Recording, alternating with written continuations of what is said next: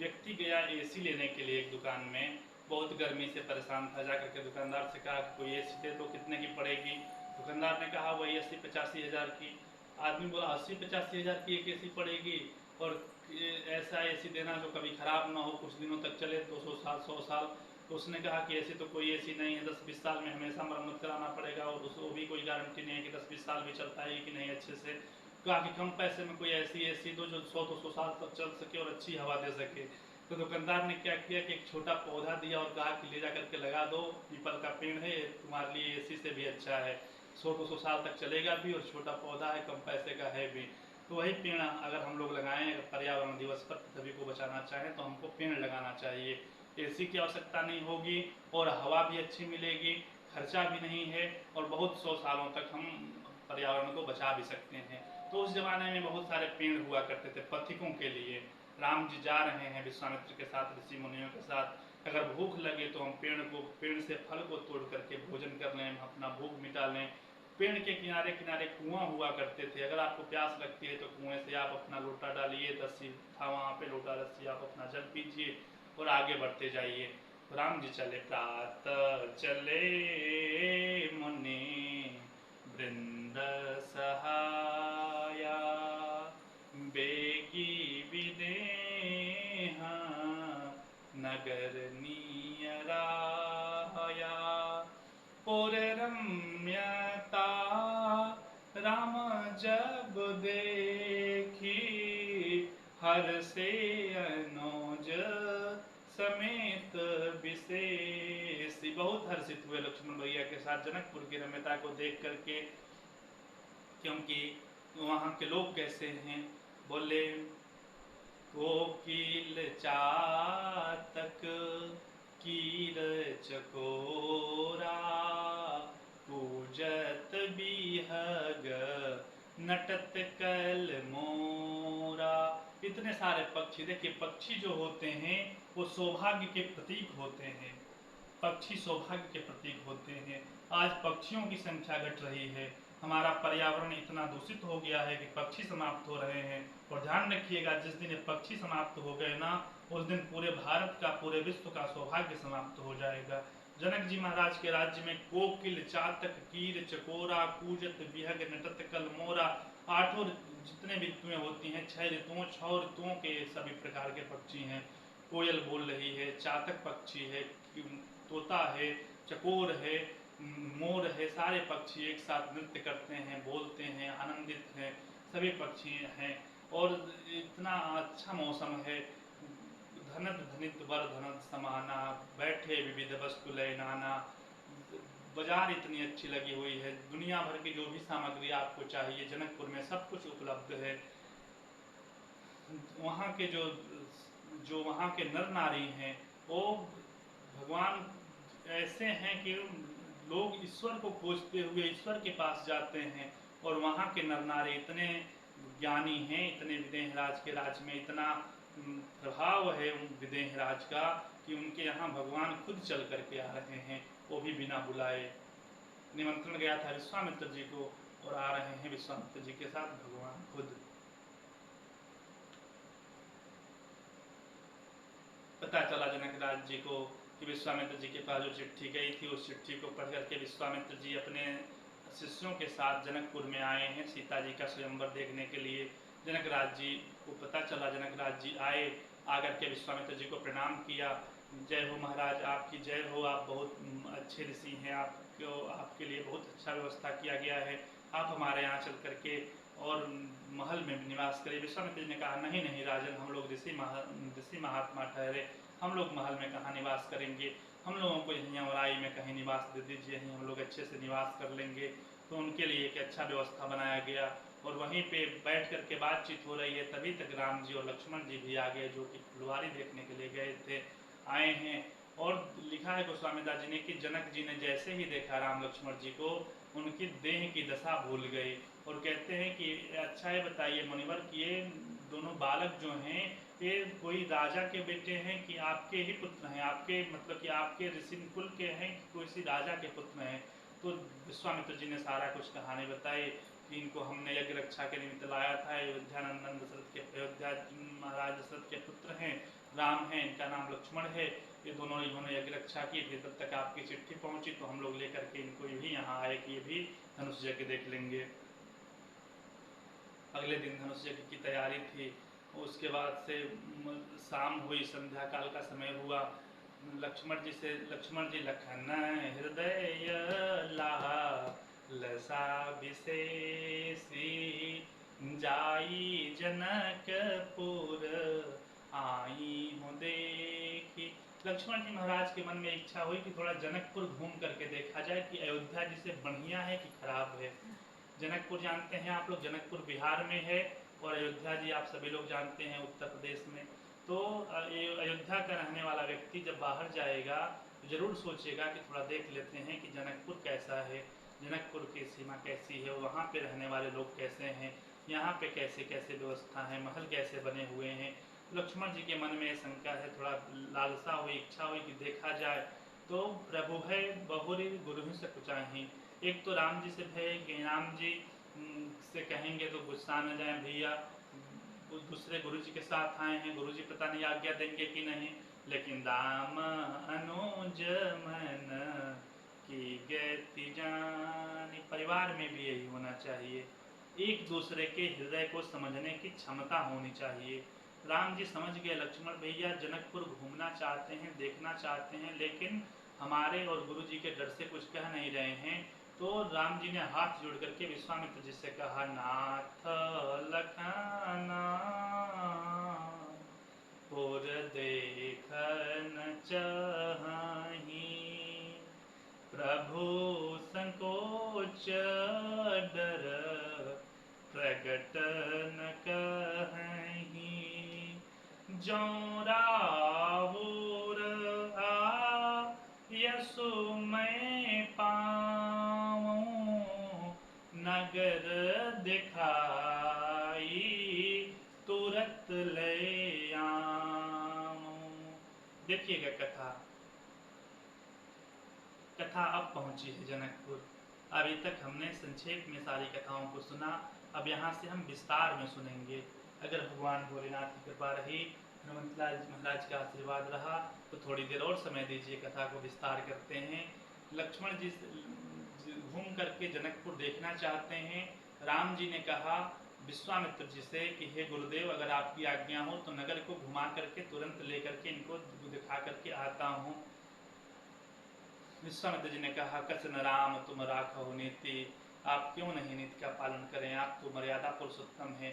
आप जाइए, आप दोनों लोग जाइए, और जा करके जो लोग आपको नहीं देख पाए हों उनको भी अपना स्वरूप दिखा करके, और करहु सुफल सबके नयना सुंदर बदन दिखाई, अपना सुंदर स्वरूप दिखा करके सबका सुफल नयन कर दीजिए, सबके नेत्रों को सौभाग्यशाली बना दीजिए।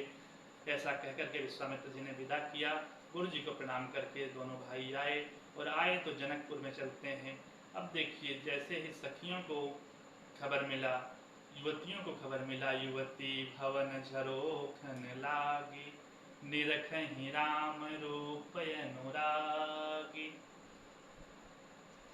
जिनको जिनको खबर मिला, सबसे पहले तो लोगों को खबर मिला कि देखन नगर भूप सुत आए, समाचार पुर वासीन पाए, धाये धाम काम सब त्यागी, मनहु रंक निधि लूटन लागी।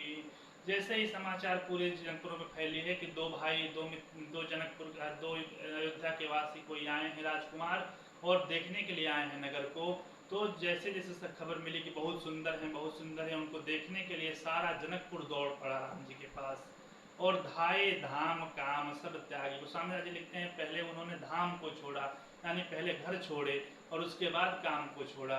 यानी अगर कोई लोटा मांज रहा था तो जैसे उसको खबर मिली कि राम जी आए हुए हैं जनकपुर देखने के लिए, तो लोटा लेकर के ही दौड़ पड़ा, और उसके बाद राम जी को देखा, और उसके बाद उसको ध्यान में आया कि हम कोई काम भी कर रहे थे, तब अपना काम छोड़ा। तो धाये धाम काम सब त्यागी, मनहु रंक निधि लूटन लागी।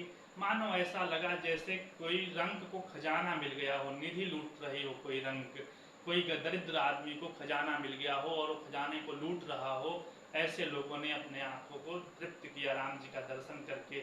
अब देखिए, लोग तो जो बाहर दौड़ करके दर्शन कर सकते थे, उन्होंने दौड़ करके राम जी का दर्शन कर लिया, लेकिन जो अंदर रहने वाली युवतियां हैं उन राम जी को कैसे देख पाए।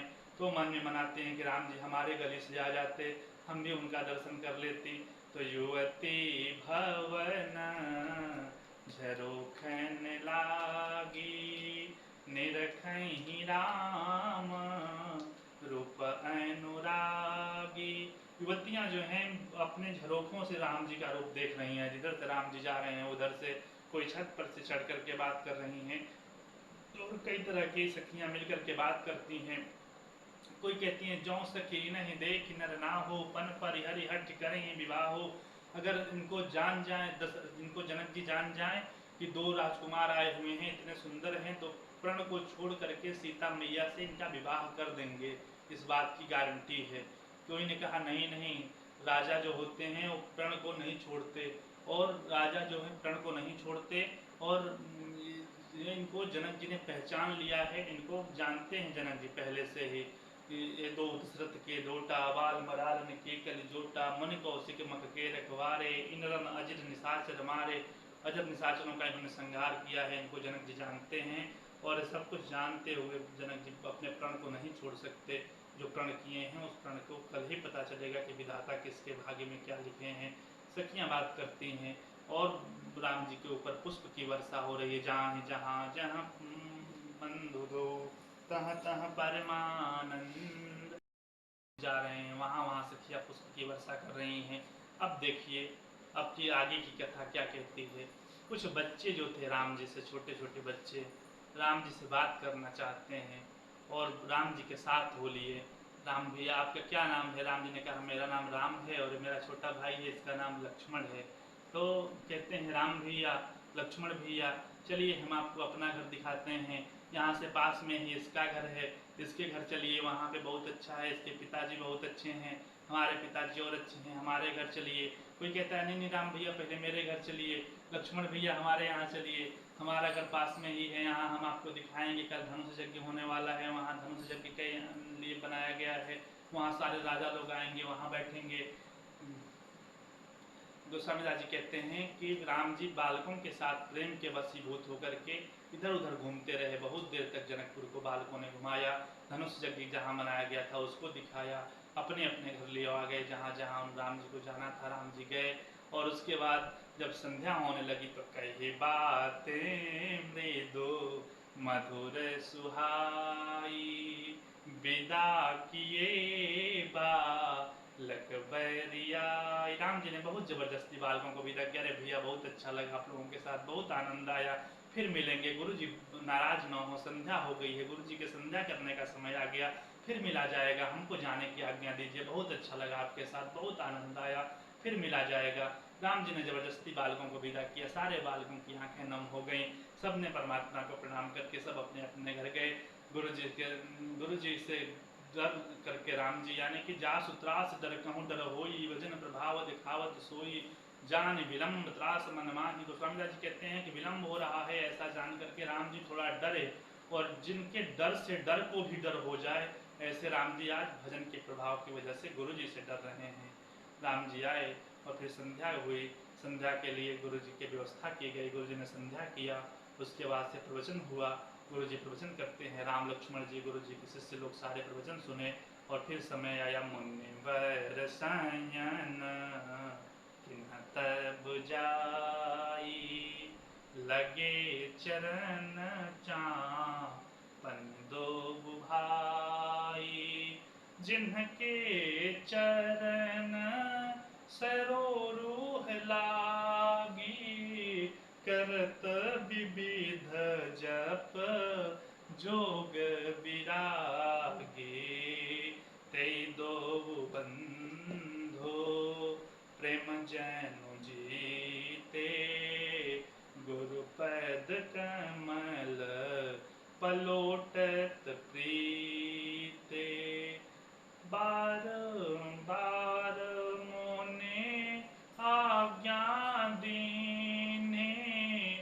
रघुबर जाई सयन तब कीन्हे चापत चरण लखन लय लाए।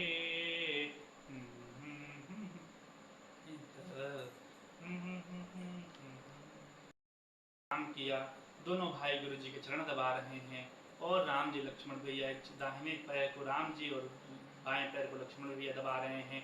फिर कुछ देर बाद दोनों चरणों को बदल लिए, यानी बाएं पैर को राम जी, दाहिने पैर को लक्ष्मण भैया। इस तरह से कुछ देर तक गुरु जी को चरण दबाए। बार बार गुरु जी ने आज्ञा दिया, जा करके विश्राम करिए, आप लोग वैसे भी थके हुए हैं, आप लोग हमसे ज़्यादा चले हैं, आप लोग उम्र में भी छोटे हैं, हम तो साधु महात्मा, आप लोग राजकुमार, जा करके विश्राम करिए राम, जा करके विश्राम करिए लक्ष्मण जी। ऐसा जब गुरु जी ने बार बार कहा, तब राम और लक्ष्मण जी उठे और जाकर के राम जी ने अपने जगह पे विश्राम किया। जब राम जी सोते हैं तो अब लक्ष्मण भैया उनका चरण दबाते हैं और राम जी बार बार कहते हैं, अब लक्ष्मण अब सो जाओ, बहुत रात्रि गई, सुबह उठना भी है, गुरु जी के लिए पुष्प वगैरह लाना है, सुबह उठना है, अब सो जाओ लक्ष्मण। तो राम जी को प्रणाम करके लक्ष्मण जी जाकर के विश्राम किए। और लिखा है कि उठे लखन निस विगत सुनि अरुण शिखा धुनि कान, गुरुते पहले जगतपति जागे राम सुजान। जैसे ही मुर्गे की आवाज़ लक्ष्मण जी ने सुना, सुबह हुई, मुर्गा बोला, लक्ष्मण भैया उठे और उसके बाद गुरु जी से पहले राम जी उठ गए। और राम जी उठने के बाद सुबह हुई, गुरु जी ने अपना नित्य कर्म किया, पुष्प के लिए कहे फुलवारी जाने के लिए, तो फुलवारी का प्रसंग कल रहेगा, जिसमें कल धनुष यज्ञ पुष्प वाटिका का प्रसंग रहेगा। कल की कथा और मज़ेदार है। हम निवेदन करेंगे आप सभी लोग कथा में भाग लें और अपने जीवन को कृतार्थ करें, पुण्य में बनाएं। राम जी का चरित्र सुनने से जीवन राम जैसा होता है। परिवार में रामचरित्र मानस का महत्व होना चाहिए। इस चरित्र को मानस में उतारिए, परिवार में धारण करिए। जय जय सीताराम। कथा विसर्जन होत है शंभुनाथ हनुमान। जय जहाँ से आय है सो तम करो प्रयाण। जय जय सीताराम। ओम नमः पार्वती।